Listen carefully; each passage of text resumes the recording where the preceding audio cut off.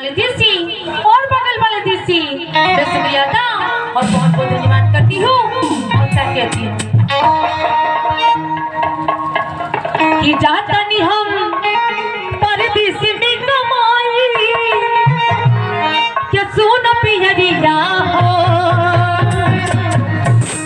कि जाता नहीं हम बाजार से लिया भी कि तर तर करिया हो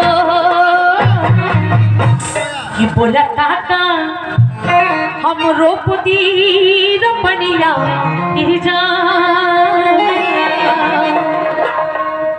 जो 3 कट्ठा आलूआ कबनी खेती करबो ना कि 3 कट्ठा आलूआ और 1.5 कट्ठा भंटा तू 1 कट्ठा बोती